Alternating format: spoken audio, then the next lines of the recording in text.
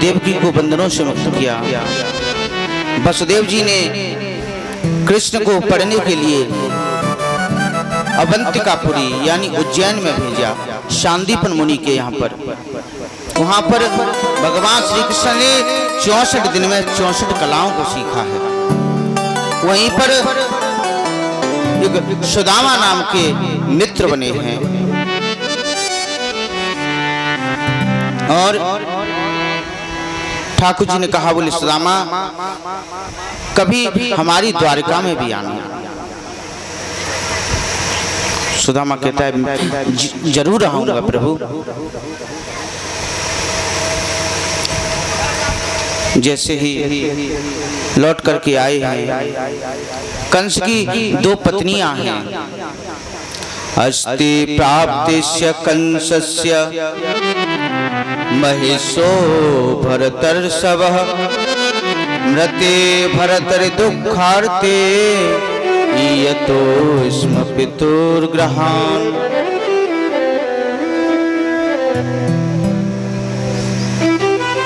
कंस की 2 पत्नियां हैं, अस्थि और प्राप्ति। और मैं तो ये कहूंगा कि हर व्यक्ति की 2 पत्नियां हैं, अस्थि और प्राप्ति। अस्थि माने है और प्राप्ति माने होगा। अभी हमारे पास इतना धन है, लेकिन इससे 4 गुना करने की जो आसक्ति है वही प्राप्ति है। दिन रात आदमी भागता जा रहा है इस दौलत के पीछे, लेकिन पता नहीं कहां जाना है। कोई ठिकाना ही नहीं है,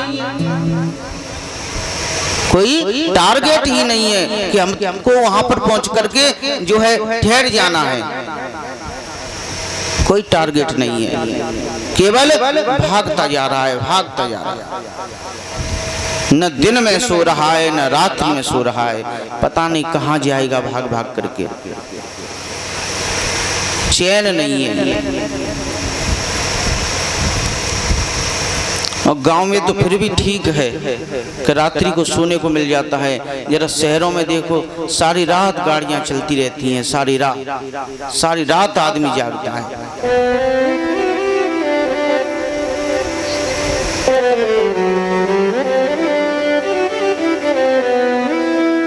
अरे कभी ठहर के 2 मिनट के लिए भगवान के नाम को भी लेके देख,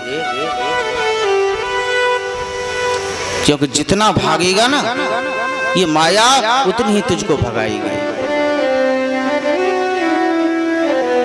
भगवान कहते हैं जो मेरी माया है ना ये बड़ी विचित्र है। एक बार माया को जिसने पकड़ लिया, ध्यान दीजिए, माया किसी को नहीं पकड़ती, माया किसी को नहीं पकड़ती, बल्कि माया को सब पकड़ते हैं। किसी पिंजरे में एक बहुत बड़ा लड्डू रखा था, लड्डू, और उधर से एक बंदर आया और बंदर ने जैसे ही उस पिंजरे में हाथ डाला और जैसे ही लड्डू को पकड़ा, अब लड्डू बड़ा था, अब हाथ नहीं निकल रहा है। उधर से एक संत जा रहे थे, वो बंदर कहता है, बोले महाराज इस लड्डू ने मुझे पकड़ रखा है, मेरा हाथ बाहर नहीं निकलता।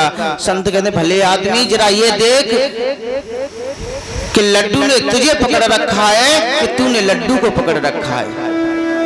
बोले जब तक तू ये हाथ से लड्डू नहीं छोड़ेगा ना तब तक तेरा हाथ बाहर नहीं आएगा। ऐसे ये जो माया है ना ये हम सब ने पकड़ रखी है। जब तक उस माया को छोड़ोगे नहीं ना तब तक हाथ बाहर नहीं निकलेगा।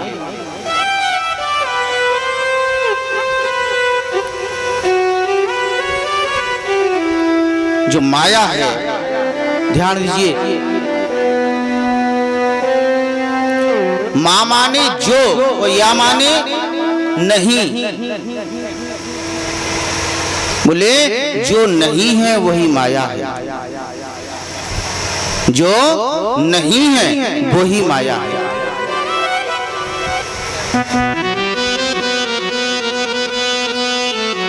जिन हाथों को हम अपना हाथ समझते हैं वो हाथ भी एक दिन कट जाते हैं।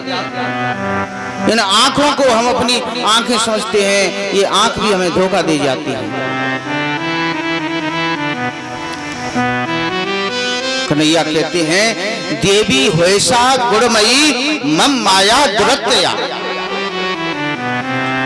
बोले मेरी माया से पार पाना हर किसी के बस की बात नहीं, लेकिन जो मेरे ध्यान में मग्न हैं, जो मेरा भजन कर रहे हैं, देवी होयसा गुणमयी मम माया दुरत्या मामेव वे प्रपद्यन्ते माया में ताम तरन्ते। लेकिन जो मुझे ध्याते हैं वो उस माया को पार कर जाते हैं।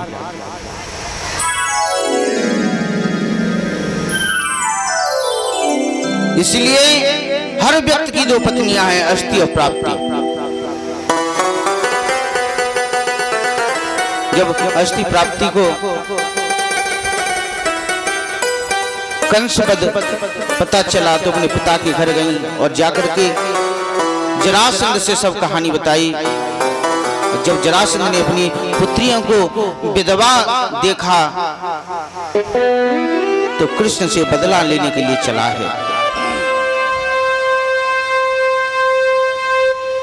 कहते हैं हनिष्यामि बलं ह्योतद् भुवि कर्ता बलोद्यमम् एतदर्थो बतारोऽयं भूभार हरणाय मे।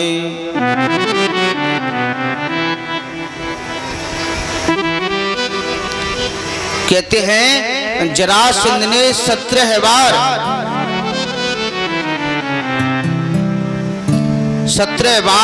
मथुरा पर आक्रमण किया और कितनी सेना लेकर के 23 अक्षौहिणी सेना लेकर के 17 बार आक्रमण किया और 17 बार कृष्ण से हार गया। और जब हार गया तो आज 18वीं बार 10,000 ब्राह्मणों को पूजा पे बिठाया और कहा बोले हे ब्राह्मण देवताओं, आप पृथ्वी के देवता हो, आपका कहा हुआ भगवान भी नहीं टालते। बोले ब्राह्मण देवताओं, मेरी बात कान खोल करके सुन लो। बोले अब की बार अगर मैंने कृष्ण को नहीं हराया तो मैं तुम सब ब्राह्मणों की बलि चढ़ा दूंगा। अब तो बेचारे ब्राह्मण पूजा कर रहे हैं लेकिन माला में मन नहीं लग रहा। क्यों? क्योंकि वो प्रार्थना कर रहे हैं। बोले हे कृष्ण, अगर तुम नहीं हारे तो ये समझ लो कि हम सभी 10,000 ब्राह्मण मारे जाएंगे। आज जरासंध मथुरा पर चढ़ाई करने की तैयारी कर रहा है और जैसे ही 18वीं बार उसने चढ़ाई की है और जैसे युद्ध होने लगा तो कृष्ण ने बलराम जी से कहा, बोले बलदाऊ भैया, बोले हाँ।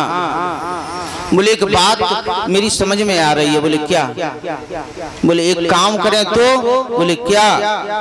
बोले ऐसा करते हैं इस युद्ध को छोड़ करके भाग चलते हैं। बलदाऊ भैया कहते हैं अरे कन्हैया, ये तू कैसी बात करे, बड़ी बदनामी होएगी। कन्हैया कहते हैं बोले बलदाऊ भैया बदनामी नहीं होगी बल्कि हमारा तो एक नाम और बढ़ जाएगा। अभी तक लोग कहते हैं चीर चोर, माखन चोर, एक नाम और बढ़ जाएगा। आज भगवान श्री कृष्ण उन ब्राह्मणों की खातिर, उन ब्राह्मणों की बात रखने के लिए आज रण छोड़ करके भाग गए हैं और नाम पड़ गया है रणछोड़। बोले रणछोड़ भगवान की जय हो। जरासंध बड़ा शोरगुल करता है, अरे भाग गया, डरपोक भाग गया।